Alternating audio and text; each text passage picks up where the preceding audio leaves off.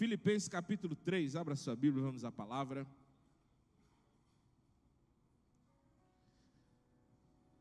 Ontem nós tivemos um momento glorioso aqui, porque nós lançamos ontem mais um projeto missionário. E nós estamos comemorando a edição número 50 do Show da Vida. Foram 50 Show da Vida já realizados em 8 anos, para a glória do Senhor Jesus, com muitas histórias, com muitos testemunhos, com muitos bons resultados. E para comemorar a edição número 50, nós lançamos ontem o projeto da Expedição Moçambique. Na primeira quinzena de abril de 2019, nós estaremos em Moçambique para realizar 50 casamentos, formar 200 obreiros e realizar 3 ou 4 shows da vida ali, dependendo da logística que conseguirmos montar, nas cidades onde estão as nossas escolas de obreiros ali. Vai ser um tempo precioso e nós já estamos selecionando os voluntários para essa expedição.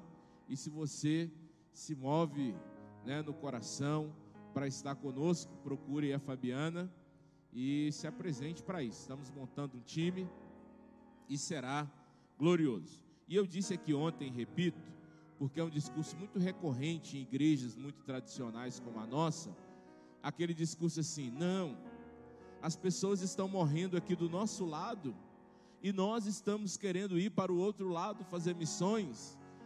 Eu respondo a essas pessoas assim: você vai no hospital semanalmente com a equipe do Show da Vida, no Universitário e na Santa Casa? Não. Você vai lá no presídio também com o pessoal do Show da Vida ou com a equipe do irmão Manel semanalmente no presídio?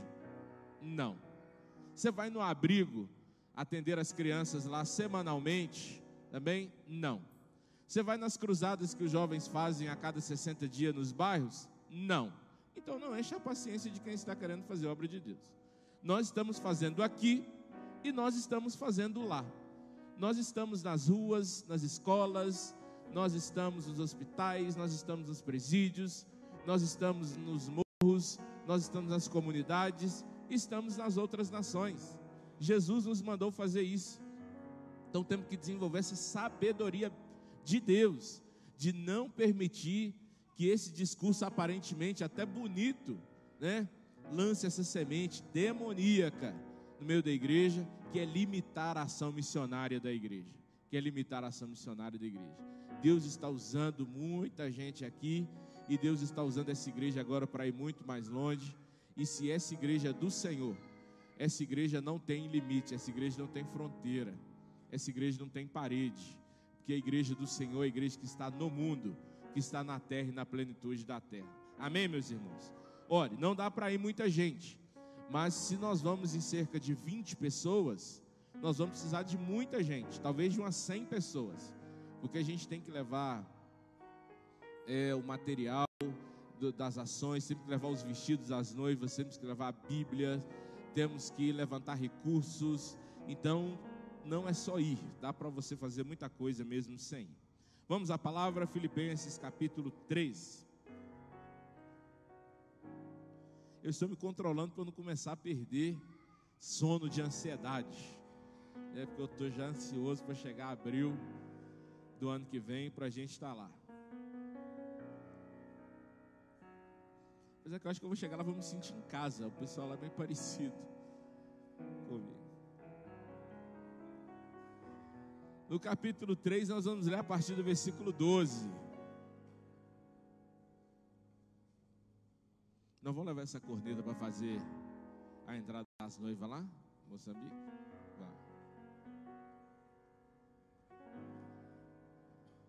Saulo, vamos levar Saulo. 3 e 12. Não que eu já tenha obtido tudo isso ou tenha sido aperfeiçoado, mas prossigo para alcançá-lo, pois para isso também fui alcançado por Cristo Jesus. Irmãos, não penso que eu mesmo já o tenha alcançado, mas uma coisa faço, esquecendo-me das coisas que ficaram para trás e avançando para que estão adiante, prossigo para o alvo, a fim de ganhar o prêmio do chamado celestial de Deus em Cristo Jesus. Todos nós que alcançamos a maturidade devemos ver as coisas dessa forma. E se em algum aspecto vocês pensam de modo diferente, isso também Deus lhes esclarecerá. Tão somente vivamos de acordo com o que já alcançamos. Amém?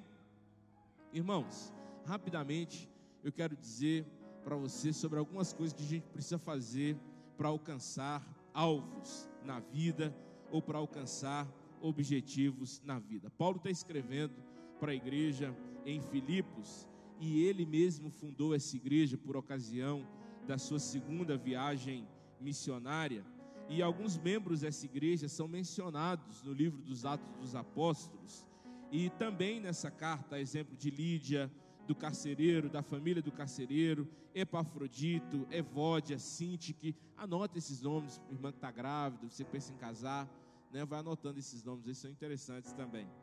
É melhor do que chamar Samile, né? Tem uma menina aqui na igreja que Samile, isso é melhor que o nome de marca de sapato, de sapato. Mas Clemente também é um bom nome. E essa igreja era uma igreja de cristãos gentios, antes de Samile ali, porque ela está ali, viu, gente? E Filipos era uma colônia de Roma, e esses irmãos gentios, como já estamos dizendo, já eram gentios, eles não tinham participado da fé judaica.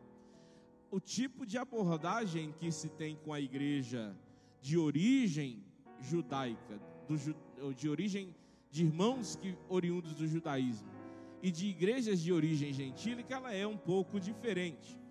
Quando Paulo começa a escrever essa igreja, bem no início da carta, ele mostra aquilo que a gente disse aqui, inclusive quando estava falando da liderança da igreja, que ela tinha uma estrutura de liderança parecida com todas as outras. A ideia de que Paulo tinha um certo padrão daquilo que era para ele o modelo, a estrutura correta para a liderança da igreja. Em praticamente todas as cartas pastorais, ele tem os presbíteros, que são os bispos, os diáconos, que ajudavam na direção da igreja, fazendo essa comparação com os anciãos que conduziam os aspectos religiosos no judaísmo.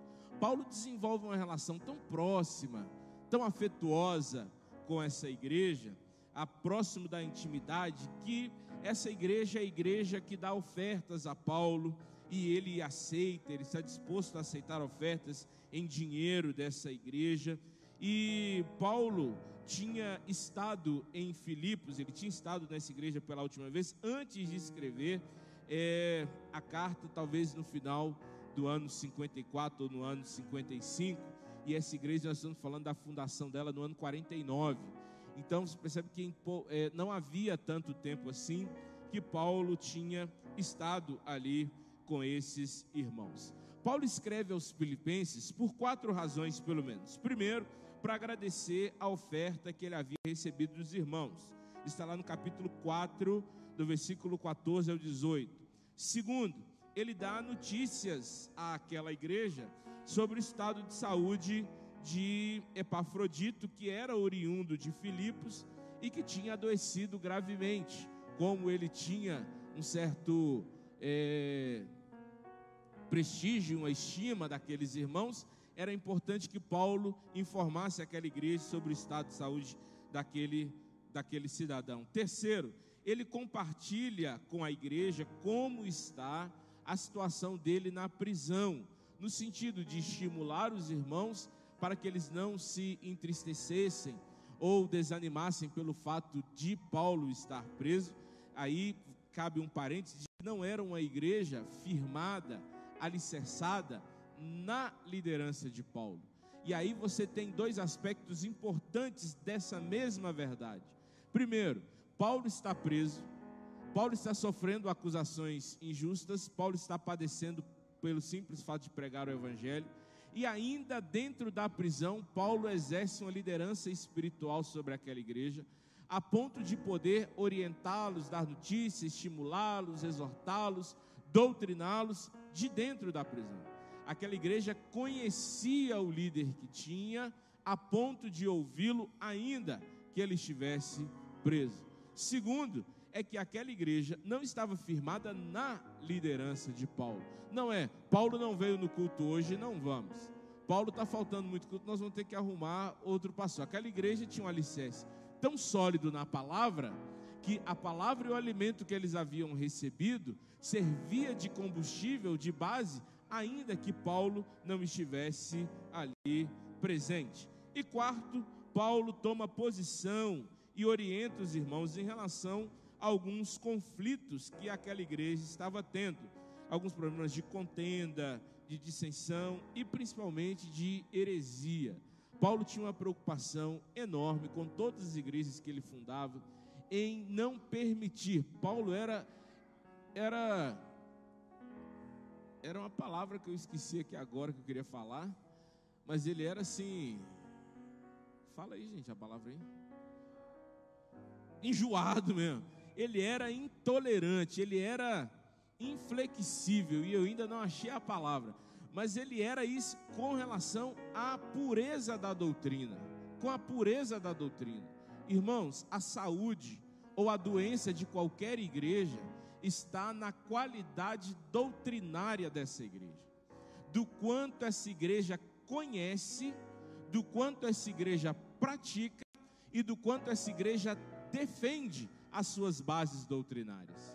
O problema nosso, a exemplo de algumas dessas igrejas, primeiro é que nós nem conhecemos as nossas bases doutrinárias, né, irmão Luiz?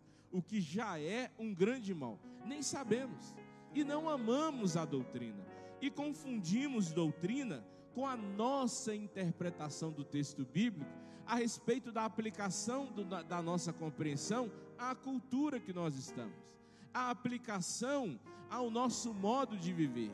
E cada igreja vai criando ambientes culturais, vai criando ambientes de verdades de si mesmo, delas mesmas, que não são doutrina.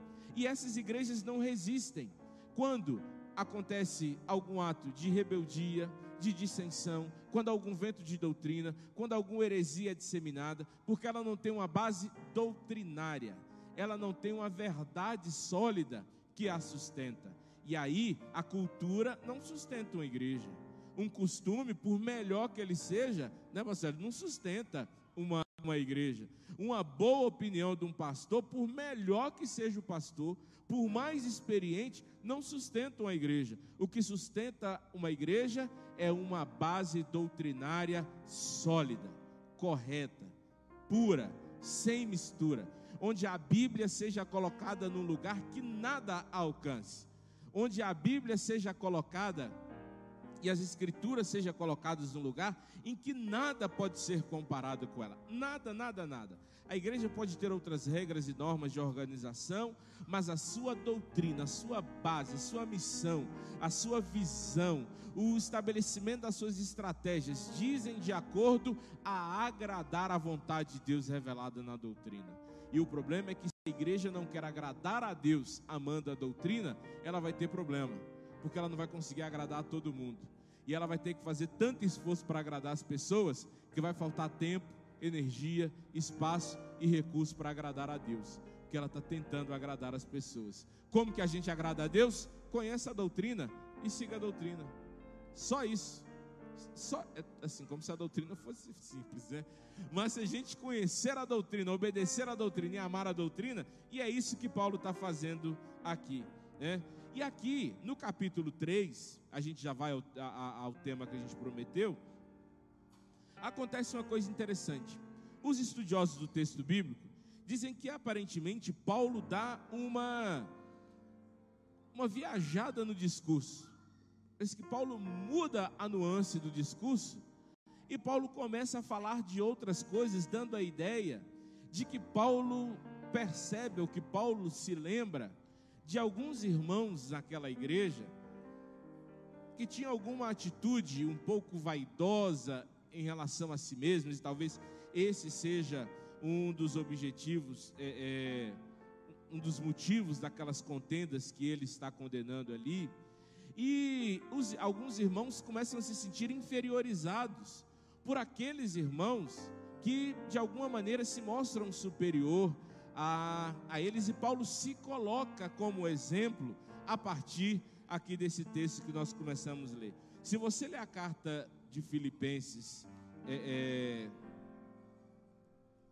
inteira, numa leitura só, você vai sentir essa diferença de tom, entrando no capítulo 3 e no capítulo 12, mais precisamente, você sente a mudança de tom e a mudança de rumo do discurso de Paulo. E Paulo começa a se colocar como exemplo a esses irmãos, e ele dá um exemplo de simplicidade. E ele dá um exemplo de que as coisas não precisam ser colocadas em nenhum tom de grandeza e de vaidade. E ele diz a respeito de algumas coisas, e nós vamos tirar especificamente a questão dos alvos aqui. Paulo diz assim: eu não digo isso como se eu tivesse obtido isso tudo. Eu não estou dizendo tudo que eu disse para vocês, tudo isso que eu estou explicando aqui, que ele está dizendo na carta, porque eu seja superior nisso, ou porque eu tenha alcançado esse padrão. Paulo está dizendo, a busca não é por ser perfeito, a busca é para alcançar o alvo.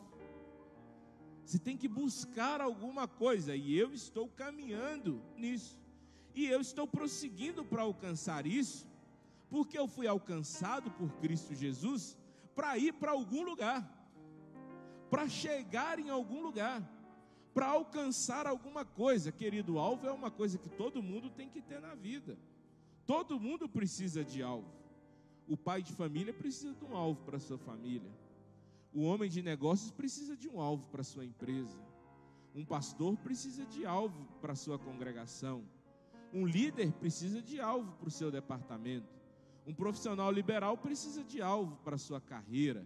Um soldado precisa de alvo para o seu serviço. Nem que o alvo seja simplesmente voltar vivo, mas todo mundo precisa de alvo.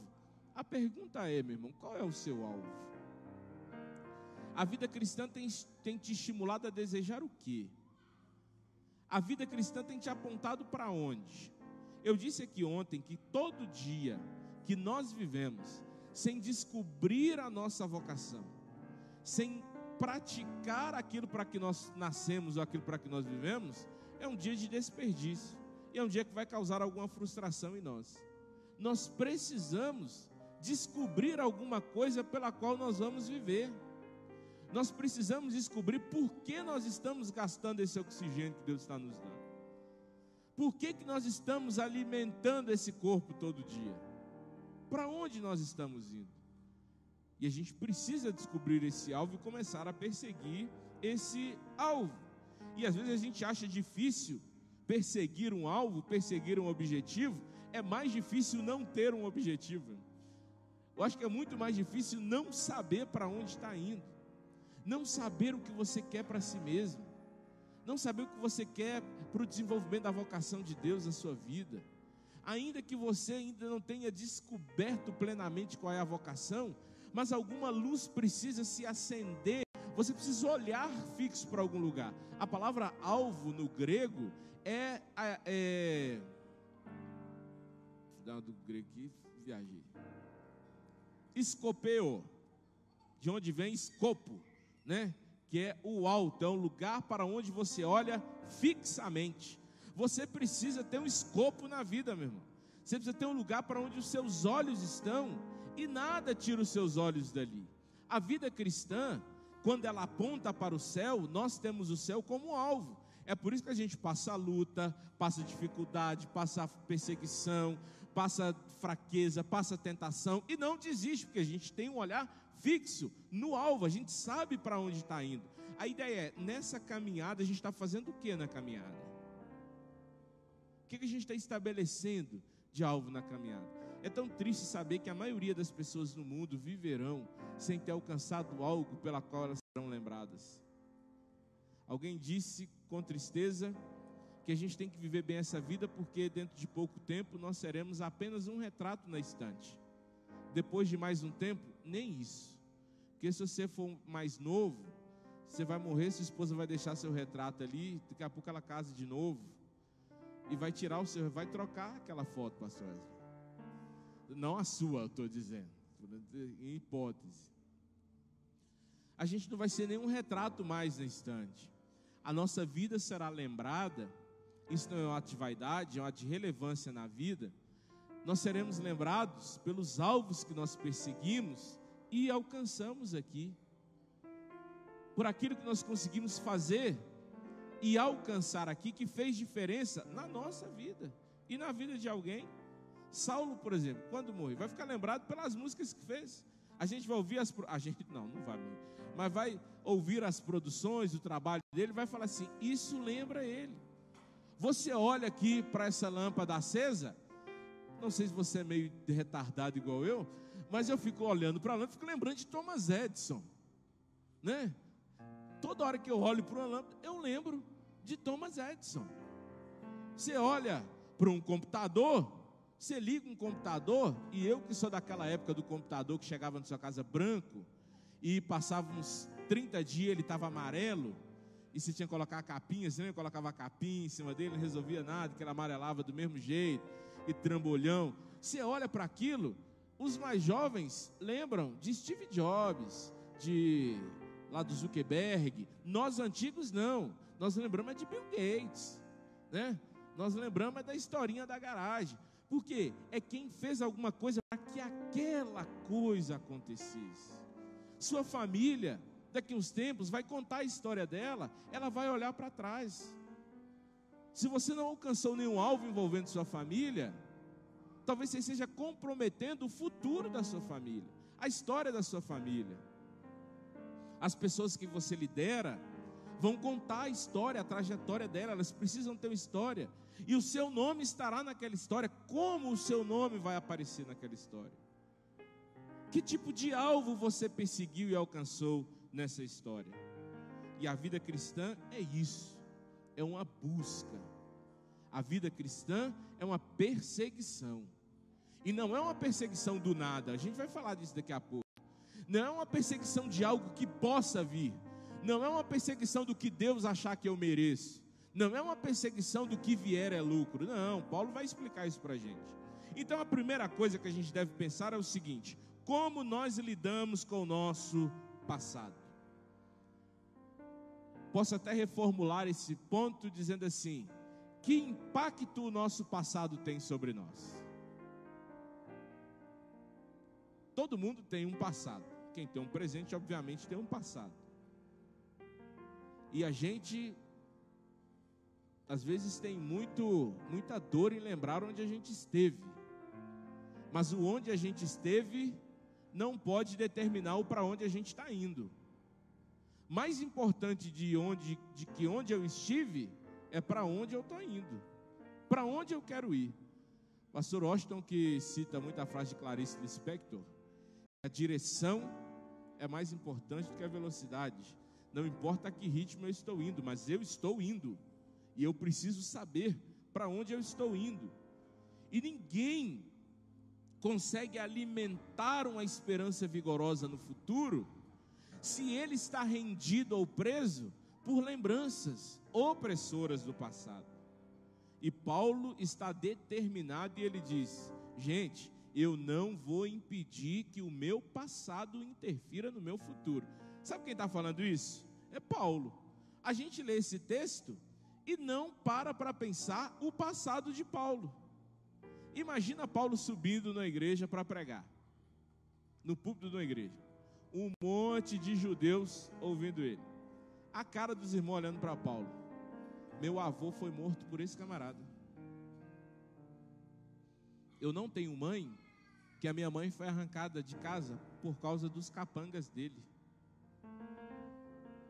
Eu cresci sem meus irmãos, porque meu irmão foi morto quando tentou defender a minha tia, que estava sendo arrastada pela rua por causa dele.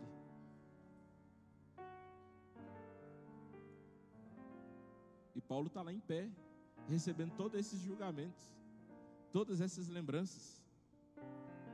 Paulo deitava para dormir e se lembrava do seu passado de terrorista, de perseguidor, de ignorante, de intolerante, de assassino, de blasfemador. Mas agora ele tem um futuro, ele tem uma expectativa, ele tem uma perspectiva. Meu irmão, todo mundo sabe que você tem um passado, pode não saber qual é exatamente o seu passado. Você não pode ficar preso ao seu passado, se Deus já lhe deu uma visão de futuro.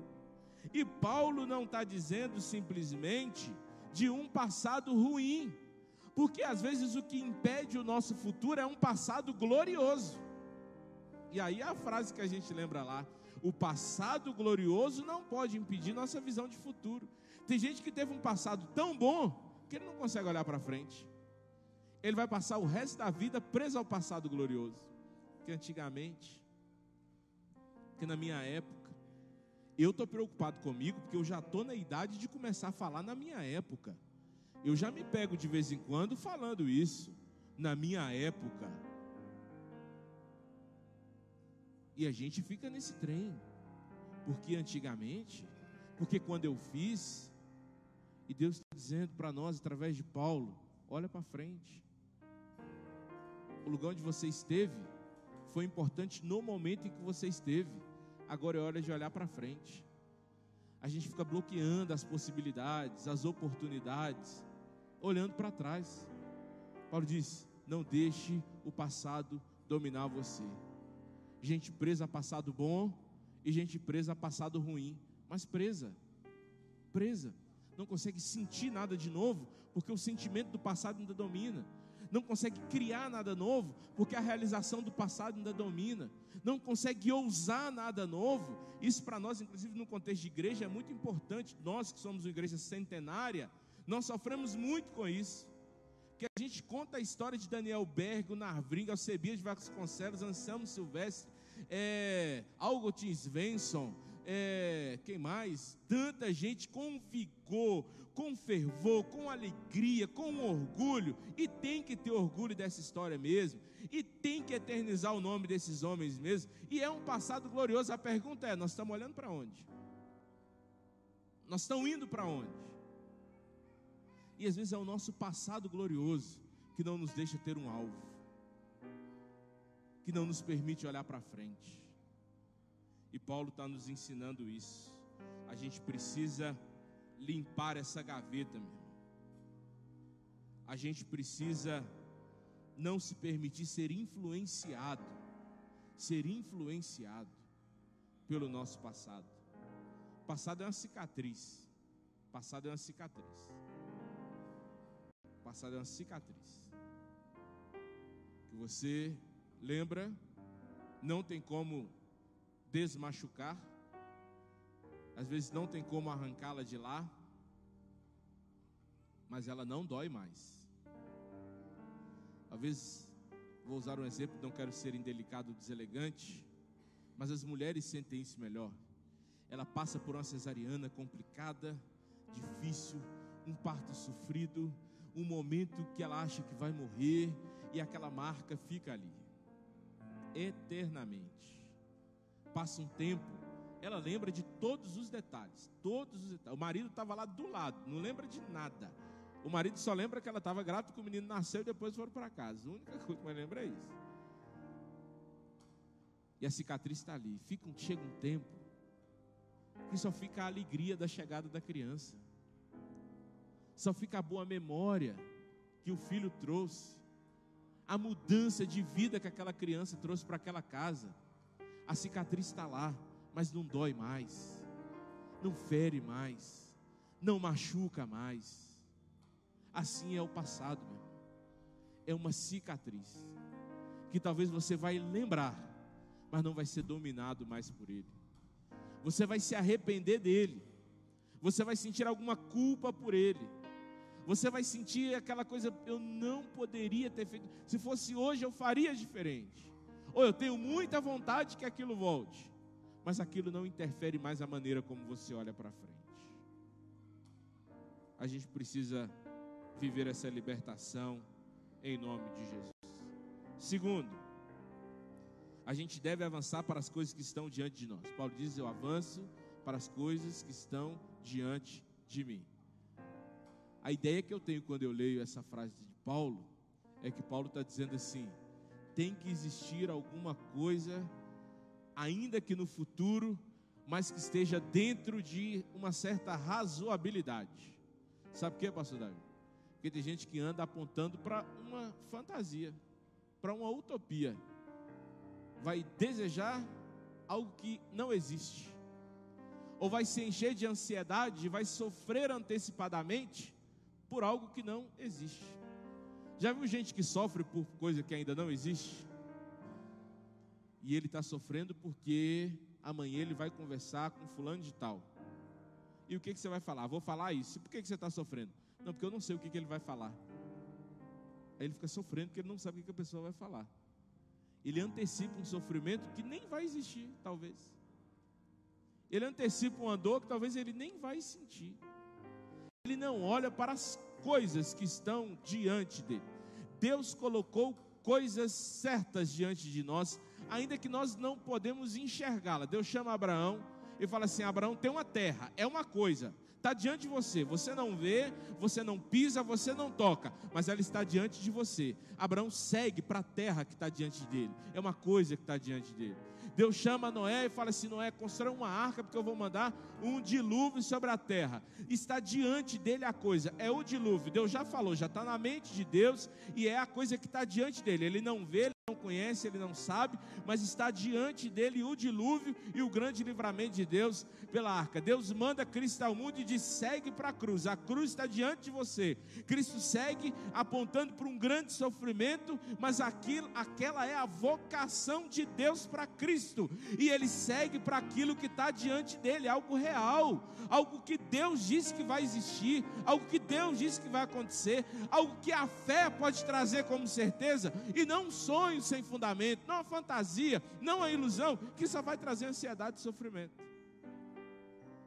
É por isso que a gente sofre tanto. A gente aponta para as nossas fantasias, para aquilo que a gente imagina, e não para as coisas que estão de fato diante de nós. E as coisas que estão diante de nós é aquilo que a Bíblia diz, por exemplo, em Provérbios, que é aquilo que está à nossa mão para fazer. E aí a gente, por exemplo, eu dou o exemplo do jovem que está na universidade. Ele quer se formar para ser um profissional do direito. O plano dele é ser um juiz de direito. Ele sabe que ele vai ter que se formar, passar no exame da ordem, exercer a advocacia por 3 anos, entrar num concurso, passar no concurso da magistratura, após o concurso ir para a escola da magistratura, após a escola ser designado para uma vara lá no interior, né, uma cidadezinha pequenininha, para depois chegar até onde ele de fato quer. Hoje, o que está diante dele? O que está diante dele? Está diante dele vender bombom no intervalo da faculdade até ele terminar o curso. É o que está diante dele. Não vou vender bombom no intervalo, porque o meu sonho é ser juiz. Dá para você julgar alguma causa agora, cara? O que está diante de você? O que está ao alcance da sua mão? O que dá para você fazer hoje em direção ao alvo? O que dá para você hoje? Não estou falando de desviar a rota, de transigir no propósito, de desistir da caminhada. Eu estou dizendo o que está diante de você, que você pode fazer hoje, na direção que você está seguindo. E muita gente, na desculpa de fazer coisa grande, não faz as pequenas e não faz nada. Muita gente, com a desculpa de um sonho, se entrega a um comodismo, a um conforto improdutivo, ou até ao contrário, numa acelerada busca de nada, fazendo coisa nenhuma, e se embola e não chega a lugar nenhum, para o que está diante de você. Eu chamo Josué e diz: bora entrar em Jericó? Bora. O que está diante de você hoje? A muralha. Então, rodeia a muralha. Rodeia, como diz Vai rodeando. Senhor, já rodeamos. O que está diante de você agora? Agora já cansamos os pés, agora só tem voz. E os braços estão cansados, bem carregando muito peso. Então grita. O que está diante de você agora? É gritar. Então grita. Na hora certa, o alvo vai aparecer. De repente as muralhas caem. E Jericó está lá prontinha para ser invadida e conquistada.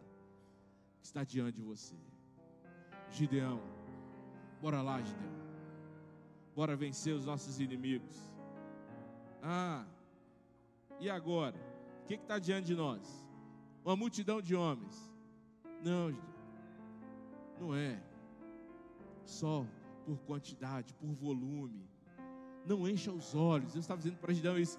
Não faça as coisas simplesmente as coisas que encham os seus olhos.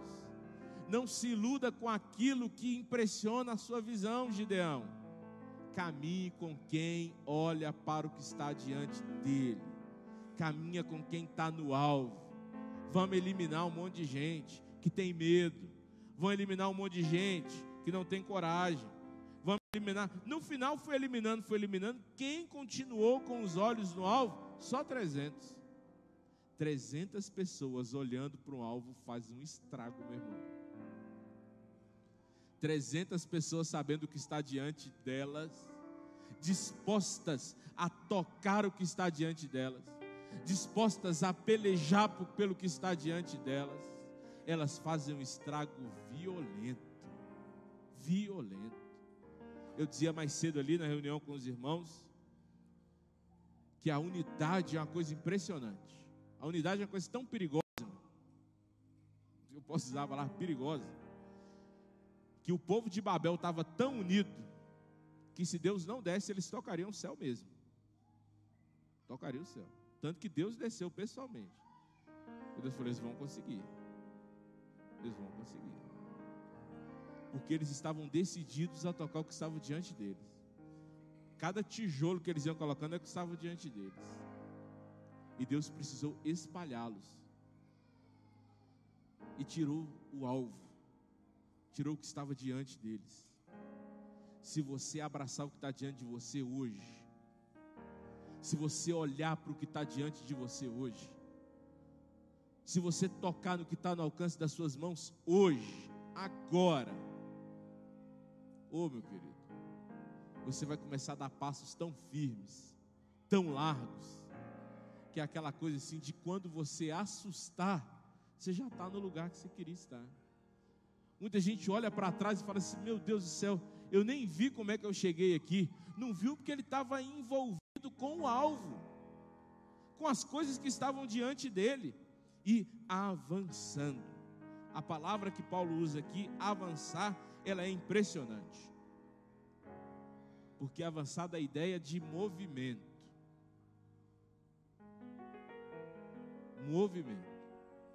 E movimento para frente. Nós não paramos, nós não cansamos e nós não recuamos.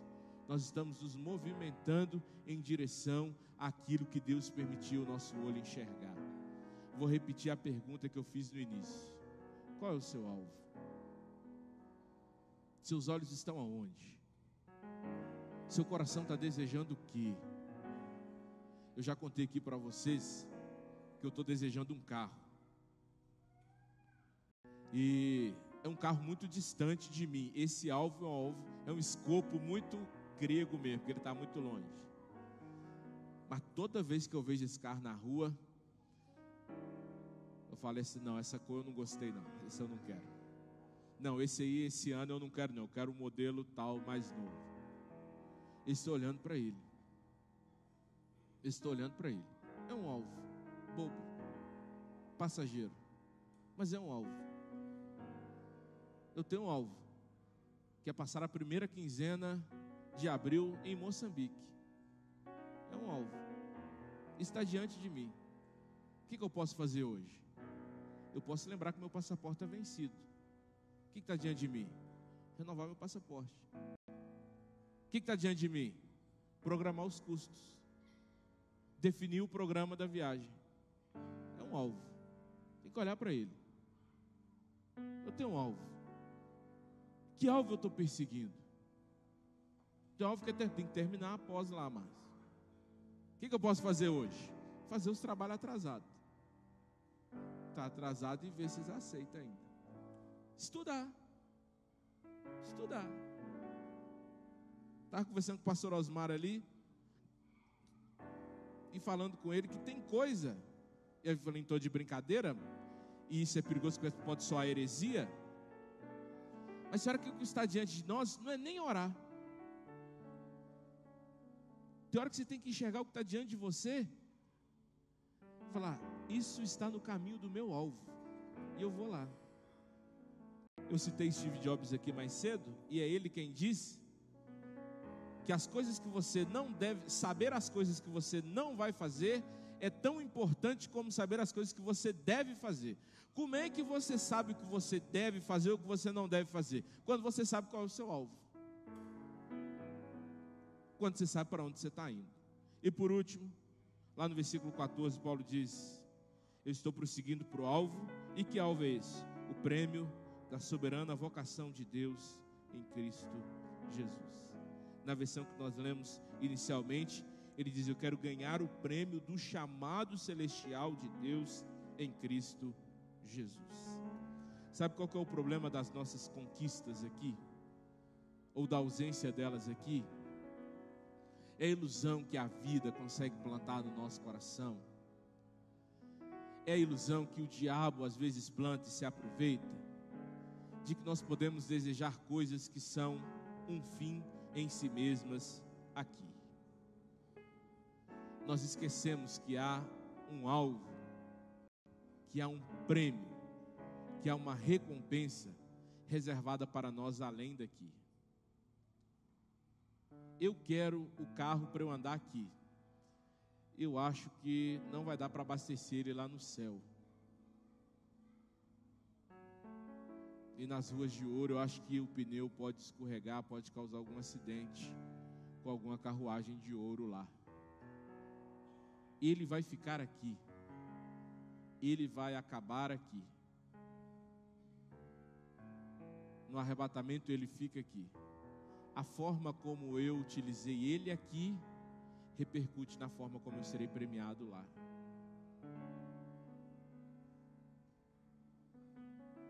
Entende? Vou citar de novo Moçambique. Os casamentos que nós vamos fazer lá, os vestidos que vamos levar, vai ficar tudo aí. Ninguém vai subir para o céu com aqueles vestidos. Ninguém vai subir para o céu com aqueles dentes arrumados que nós vamos arrumar lá, com os remédios que nós vamos levar, com os médicos que vão consultar. Ninguém vai. A maneira como nós nos portarmos diante daquilo é que vai definir a maneira como nós seremos premiados lá. Se nós usamos isso para a nossa vaidade aqui, se nós vamos cantar louvores a nós mesmos, da nossa obra, isso repercute lá. O prêmio não está aqui. Entende? O alvo é visto daqui, a carreira é corrida aqui, o esforço é feito aqui, o investimento é feito aqui, mas não se engane, o prêmio não está aqui. O resultado final não é aqui. O fim das coisas não é aqui. E Paulo diz, a gente vai correr aqui, vai trabalhar aqui, vai perseguir o alvo aqui, vai conseguir coisas aqui, mas não está aqui a recompensa e o resultado. A gente pensa na bênção, pensa na vitória, pensa na conquista, mas a gente não pensa que isso deve ser acompanhado de consagração da vida a Deus. A gente não pensa que isso deve ser acompanhado da renúncia, da vaidade que isso pode produzir no nosso coração, do orgulho que pode vir acompanhado do alvo, da meritocracia irresponsável que pode nos afastar de glorificar a Deus, que isso pode vir acompanhado da nossa infidelidade a Deus, as pessoas, a igreja, as lideranças. E é isso que determina o alcançar ou não o prêmio da soberana vocação em Cristo Jesus. A soberana vocação é, em última interpretação, o alcance da graça da salvação. Mas você não pode entender que Paulo, no contexto de que Paulo está dizendo aos filipenses, que Paulo está dizendo para os irmãos, trabalhem para que vocês cheguem salvos ao céu. Paulo está dizendo, Cristo te chamou para alguma coisa aqui nessa terra. E se você não cumprir o objetivo para o qual Deus te colocou nessa terra, você não alcança o resultado dessa vocação lá na eternidade. Vou repetir a pergunta, se você quiser ficar de pé, nós já vamos encerrar. Que alvo você tem? Qual é o objetivo? Qual é o plano? Qual é o escopo?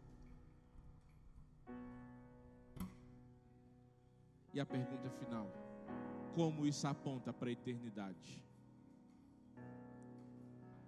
De que maneira isso interfere no prêmio na eternidade? O que isso acrescenta, o que isso diminui no soberano prêmio que eu quero receber na eternidade? A palavra é: não desiste não, meu irmão. Não desiste. Não desiste. O exemplo que Paulo está usando aqui é de um atleta de corrida, um corredor. O corredor não tem auxílio como o ciclista tem. Eu que sou atleta na área do ciclismo, você faz um esforço, mas o equipamento te ajuda. Você põe uma bicicleta cada vez mais leve, um pneu cada vez mais dinâmico, um quadro cada vez mais bem planejado. O equipamento te ajuda. O barco também te ajuda. Você trabalha esse tipo de remo, do que for. Na corrida não. Na corrida é todo o esforço que o corpo puder empreender. É o corpo sustentando a si mesmo, empurrando a si mesmo, impulsionando a si mesmo, motivando a si mesmo, a ligação da mente com o corpo, a transferência de energia de uma parte do corpo para outra, e você tem que ser Usain Bolt espiritual, meu irmão. Ninguém pode te alcançar. Nós estamos caminhando para quebrar os nossos próprios recordes. É isso que Paulo está dizendo. Nós estamos correndo,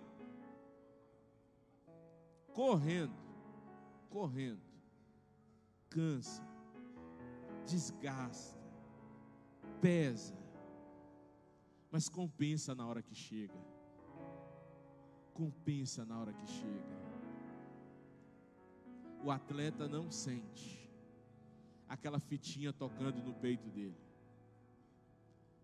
A questão não é a fita, mas ele sabe que na hora que passa da fita, os gritos, os aplausos, as plaquinhas levantadas, o númerozinho lá no pódio diz para ele: você chegou e chegou no lugar certo. Valeu a pena todo o esforço da caminhada. Vamos continuar correndo, meu irmão. Não recua não. Não recua não. Deus plantou esse alvo no seu coração. Vai atrás dele. Põe sua vida nisso. Põe sua vida nisso. Põe suas energias nisso. Vê o que Deus está colocando diante de você hoje. O que você pode fazer hoje. Mas não deixe esse alvo, não troque esse alvo, não desiste desse alvo, não olha para outro lugar, não. Continua olhando para esse alvo.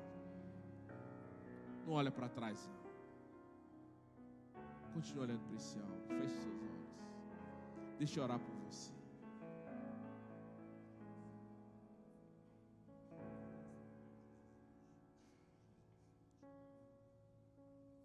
Glória a Deus. Deixa eu orar para Deus te animar. Deixa eu orar para a irmã Flaviana. que veio aqui hoje para se reconciliar com Jesus, porque ela não perdeu o alvo de vista, porque ela quer continuar correndo a carreira, e ela vem aqui hoje porque ela quer dizer a Jesus que ela não perdeu o alvo de vista. Pode vir aqui, irmã Flaviana, nós vamos orar pela senhora. Quem pode aplaudir a Jesus pela vida dela? Glória a Deus, glória a Deus. Deus te abençoe, meu irmão. Parabéns por não desistir, parabéns por continuar correndo. Vai dar certo, a gente vai chegar lá, em nome de Jesus. Isso, Camila, vem orar com ela. Glória a Deus. Eu vou orar para Deus te animar, meu irmão. Vou orar para Deus te fortalecer. Vou orar para Deus te dar uma maçã hoje. Sabe o que é uma maçã? O corredor não para, mas ficam algumas pessoas à beira do caminho, e elas ficam, algumas com a garrafinha de água, algumas com alguma fruta, para o corredor ir repondo as energias no meio do caminho, porque ele não pode parar, ele não pode parar. Vou orar para Deus colocar uma maçãzinha na beira do caminho para você pegar hoje e repor as energias em nome de Jesus. Você se alimentar e continuar correndo. Para não, varão. Continua correndo. Não recua não, meu irmão. Continua correndo. O prêmio é glorioso demais. O prêmio é precioso demais. E Deus te permitirá chegar para o louvor e para a glória dele. Em nome de Jesus. Feche seus olhos. Coloque a sua mão sobre o seu coração. Glória a Deus. Aleluia. É o Eric que está voltando para Jesus hoje. Vamos aplaudir Jesus mais uma vez. Glória a Deus. Glória a Deus. Vem cá, irmãozão. Glória a Deus. Glória a Deus. A gente nunca faz isso segunda-feira, mas eu vou perguntar se tem mais alguém para entregar a vida a Cristo hoje. E se a gente corre o risco de prejudicar alguém, então olha só. Pode aplaudir a Jesus. Alguém vem orar com ele. Glória a Deus. Bem-vindo, meu irmão. Vamos correr junto essa carreira.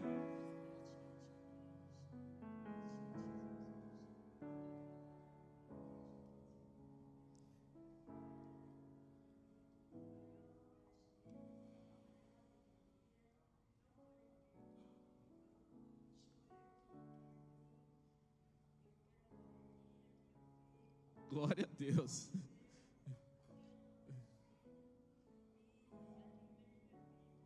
Glória a Jesus. Dá uma glória a Deus pela vida dela aí. Glória a Deus, glória a Deus. Estenda as suas mãos para essas 3 vidas aqui hoje.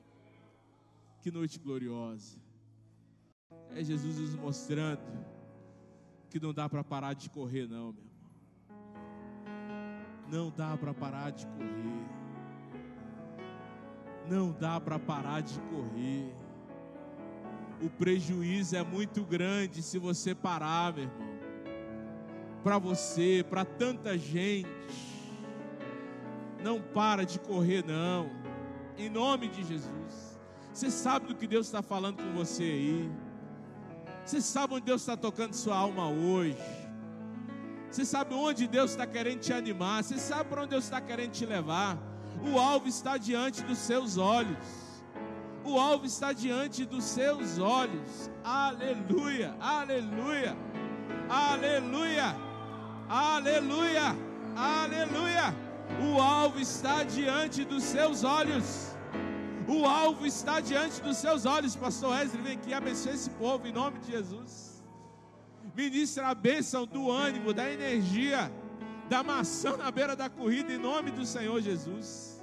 Glória a Deus, glória a Deus. Glórias ao Senhor.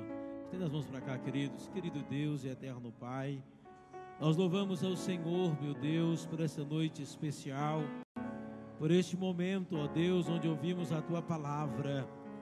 Te agradeço, sim, meu Deus, por ministrar em nossos corações, Pai, por nos orientar por meio do Teu Espírito e da Tua palavra, a avançar, meu Deus. Pai, que a mão poderosa do Senhor continue conduzindo o Teu povo, Pai.